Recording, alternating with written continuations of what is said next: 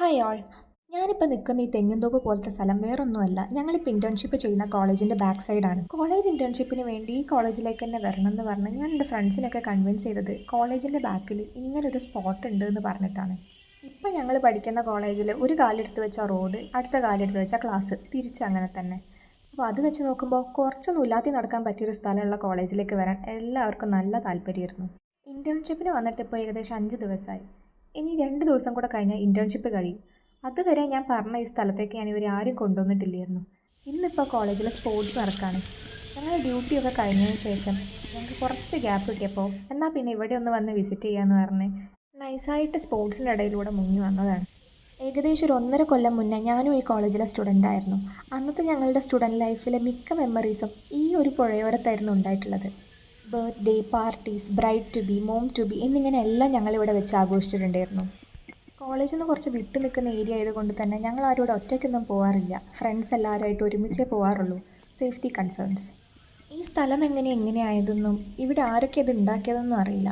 പക്ഷേ ഇടയ്ക്ക് ഈ പുഴയിലൊക്കെ മീൻ പിടിക്കാൻ വരുന്ന ആൾക്കാർ ഇവിടെ വന്നൊന്ന് വിശ്രമിച്ച് പോകാറുണ്ട്. ഒരു പ്രാവശ്യം ഇവിടേക്ക് വന്നാൽ പിന്നെ ക്ലാസ്സിലേക്ക് തിരിച്ചു പോകാനേ തോന്നില്ല. കാരണം അത്രയ്ക്കും പീസ്ഫുള്ളായ ഒരു അറ്റ്മോസ്ഫിയറാണ് ഇവിടെ ഉള്ളത്. പണ്ട് ഞങ്ങൾ ഇവിടേക്ക് വരുമ്പോൾ ഏറ്റവും കൂടുതൽ അടികൂടുന്നത് ഈ ഒരു സാധനത്തിന് വേണ്ടിയായിരുന്നു.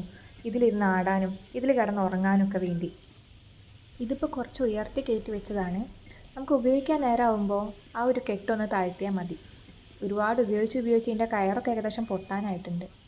ഇനി അഥവാ ആ കിടന്നാടുന്ന സാധനം കിട്ടിയില്ലെങ്കിൽ വിഷമിക്കേണ്ട. ഇവിടെ 3 ഊഞ്ഞാലുകളുണ്ട്. അതിൽ നമുക്ക് ഇരുന്നാടാം. സ്റ്റുഡൻറ്റ് സ്ട്രെസ്സ്, മെൻ്റൽ ഹെൽത്തിനെ കുറിച്ചൊക്കെ ഘോരഘോരം പ്രസംഗിക്കുന്ന ക്യാമ്പസ് ഉണ്ടെങ്കിൽ പോലും ചിലപ്പോൾ ഇങ്ങനത്തെ ഒരു അറ്റ്മോസ്ഫിയർ എവിടെയെങ്കിലും അവർക്ക് കൊടുത്താൽ ഒരു 2 സെക്കൻഡ് കൊണ്ട് തീരാവുന്ന പ്രഷറും സ്ട്രെസ്സേ എല്ലാവർക്കും ഉണ്ടാവുള്ളൂ എന്ന് എനിക്ക് തോന്നിയിട്ടുണ്ട്. ഇനി നമ്മൾ നടന്ന വഴി ഒന്ന് സൂക്ഷിച്ച് നോക്കുകയാണെങ്കിൽ കുറച്ച് ആൾക്കാർ ഓടുന്നത് കാണാം. ഞണ്ടുകളാണ്. പക്ഷേ എനിക്ക് ഇവരെപ്പോഴും കാണുമ്പോൾ ഒരു സംശയം തോന്നാറുണ്ട്. സാധാരണ ഞണ്ടിന് തടിച്ച കൈ 2 എണ്ണം ഉണ്ടാവില്ലേ, പക്ഷേ ഇതിന് ഒന്നേ ഉള്ളൂ. അതെന്താ അങ്ങനെ? നിങ്ങൾക്ക് അറിയെങ്കിൽ ഒന്ന് കമൻറ്റ് ചെയ്യട്ടോ. ഇനി ഇതുപോലത്തെ ഞണ്ട് നിങ്ങളുടെ ഏതെങ്കിലും പ്രദേശത്തിലുണ്ടോ? ഇനി പുഴയിൽ നിന്ന് വന്ന ഞണ്ടാണെങ്കിൽ ഇതുകൊണ്ട് എന്തെങ്കിലും ഉള്ളതാണോ എന്നും അറിയില്ല. ഈ ഞണ്ടിനെ കണ്ടതോടുകൂടി ഞങ്ങളുടെ കൂട്ടത്തിലുള്ള ഒരാൾ പിന്നെ ഞണ്ടിൻ്റെ പിന്നാലെയായി. ഞണ്ടിനെ പേടിപ്പിച്ച് അതിനെ ഓടിച്ച് അതിൻ്റെ മാളത്തിൻ്റെ അവിടെ കയറാൻ സമ്മതിക്കാണ്ടൊക്കെ നിർത്തി അങ്ങനെ എന്തൊക്കെയോ ചെയ്യുന്നുണ്ടായിരുന്നു. എത്ര നല്ല സ്ഥലമാണെങ്കിലും കൂടി ഇവിടുത്തെ ഏറ്റവും വലിയ പ്രശ്നം എന്ന് പറയുന്നത് ഇതാ ഈ കാണുന്ന മാലിന്യങ്ങളാണ്. പൗഡറും കുറ്റി മുതൽ സവാളത്തോല് വരെ ഇവിടെ ഉണ്ട്. പുഴേൻ്റെ അടുത്തേക്ക് നീങ്ങും തോറും നല്ല കാറ്റ് വീശുന്നുണ്ടായിരുന്നു. കണ്ടൽക്കാടിൻ്റെ വേരുകളാണ് അവിടെയൊക്കെ മുളച്ച് നിൽക്കുന്നത്. പണ്ട് സ്കൂളിൽ പഠിക്കുമ്പോൾ ഇതിനെക്കുറിച്ചൊക്കെ ഒരുപാട് കേട്ടിട്ടുണ്ടായിരുന്നു. പക്ഷെ നേരിട്ട് കാണുന്നത് ഇവിടെ എത്തിയിട്ടാണ്. സംടൈംസ് സൈലൻസ് മാറ്റേഴ്സ് എന്ന് കേട്ടിട്ടില്ലേ?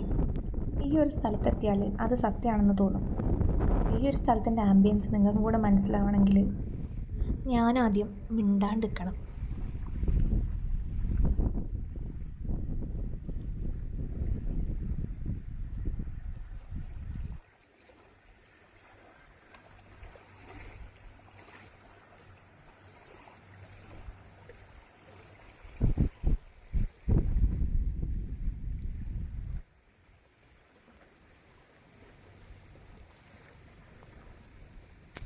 ഹായ്. ഇനി ഈ ഒരു ബെഞ്ചിനെ കുറിച്ച് പറയുകയാണെങ്കിൽ പണ്ട് ഞാനിവിടെ പഠിച്ചിരുന്ന സമയത്ത് ലാസ്റ്റ് സെമസ്റ്ററിൽ എലക്റ്റീവ് പേപ്പർ ചൂസ് ചെയ്യാനുണ്ടായിരുന്നു. 53 പിള്ളേരടങ്ങുന്ന ക്ലാസ്സിൽ 5 പേര് ഒരു എലക്റ്റീവും ബാക്കിയുള്ളവരെല്ലാവരും വേറൊരു എലക്റ്റീവാണ് ചൂസ് ചെയ്തത്. അങ്ങനെ വെറും 5 പേരടങ്ങുന്ന ക്ലാസ് എവിടെ വേണമെങ്കിലും എടുക്കാമല്ലോ. അങ്ങനെ ഞങ്ങളെ മിസ്സ് ഇവിടെ വന്നിട്ടായിരുന്നു ഞങ്ങൾക്ക് ക്ലാസ് എടുത്തുകൊണ്ടിരുന്നത്. എല്ലാ പ്രാവശ്യവും ഞങ്ങൾ ഇവിടെ വന്ന് ബുക്കിൽ നിന്ന് തുടങ്ങി അവസാനം ആകാശത്തുള്ളതിനെക്കുറിച്ച് വരെ പറഞ്ഞിട്ടായിരിക്കും ക്ലാസ് അവസാനിക്കുക. പണ്ട് ഞങ്ങൾക്ക് ക്ലാസ് ഉണ്ടാവുന്ന സമയത്ത് ഈ ബെഞ്ചിൻ്റെ അവിടെ വരെ വെള്ളമൊക്കെ ഉണ്ടാവുമായിരുന്നു. വേലിയേറ്റവും വേലിയിറക്കവും കാരണമൊക്കെ പുഴയിലുള്ള വേസ്റ്റൊക്കെ ഈ കരയിൽ വന്ന് അടിയാറുണ്ട്. ഈ വഴിയിലൂടെയൊക്കെ ഞാൻ ആദ്യമായിട്ട് നടക്കുന്നത്. കാരണം മിക്കപ്പോഴും ഇവിടെ ഫുള്ള് വെള്ളം കയറി നിൽക്കുന്ന സമയത്തായിരിക്കും ഞാനിവിടെ വന്നിരിക്കുക. മണ്ഡലമാസത്തിൻ്റെ അവസാനം പുഴയിലേക്ക് എത്തിയ ഏതോ സ്വാമീൻ്റെ മാലയാണിത്. ഞങ്ങൾ പലപ്പോഴും ഇവിടുത്തെ വേസ്റ്റൊക്കെ വൃത്തിയാക്കാൻ നോക്കിയിട്ടുണ്ട്. പക്ഷേ എത്ര വൃത്തിയാക്കിയാലും അടുത്ത വേലിയേറ്റവും വേലിയിറക്കവും കാരണം പുതിയ വേസ്റ്റുകൾ വന്നെത്തിച്ചേരും. കോളേജിനെക്കുറിച്ച് ഓർക്കുമ്പോൾ നൊസ്റ്റു വരുത്തുന്നൊരു സ്ഥലമാണിത്. ഒരു മാർച്ച് മാസമൊക്കെ ആകുമ്പോൾ ക്യാമ്പസിൽ മിക്ക മാവിലും മാങ്ങയായിട്ടുണ്ടാവും.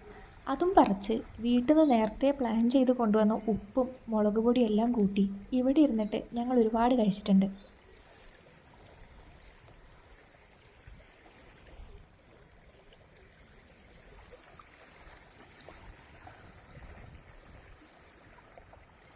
പുഴയിലുള്ള ഈ വെള്ളം കാണുമ്പോൾ ഒന്ന് കാല് നനയ്ക്കാൻ തോന്നാറുണ്ട്. പക്ഷെ പുറമേ ഉള്ള ഈ വേസ്റ്റും കൂടെ കാണുമ്പോൾ ഒന്ന് മടിക്കും.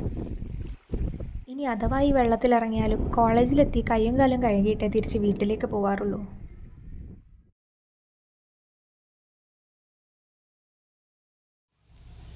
അങ്ങനെ പുഴയുടെ ഭംഗി ആസ്വദിച്ചിരിക്കുമ്പോഴാണ് ഒരു ഹൗസ് ബോട്ട് വരുന്നത്. ആ ഹൗസ് ബോട്ടിൽ നിന്ന് ഏതോ ഒരു അങ്കിളിൻ്റെ പാട്ട് കേൾക്കുന്നുണ്ടായിരുന്നു. കൂടെയുള്ളവരൊക്കെ നന്നായി കൈയടിച്ച് പ്രോത്സാഹിപ്പിക്കുന്നുണ്ട്. ഇനി അത് പ്രോത്സാഹനമാണോ ഊക്കാണോ എന്ന് എനിക്ക് ചെറിയൊരു ഡൗട്ട് ഇവിടെ നിന്ന് കേൾക്കുമ്പോൾ തോന്നി.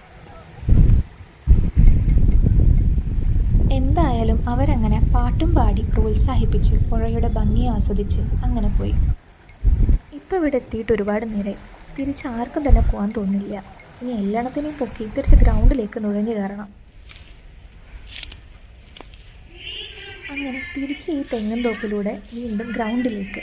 ഈ തെങ്ങിൻ തോപ്പിൻ്റെ തൊട്ടപ്പുറത്താട്ടോ സ്പോർട്സ് നടക്കുന്ന ഗ്രൗണ്ട്.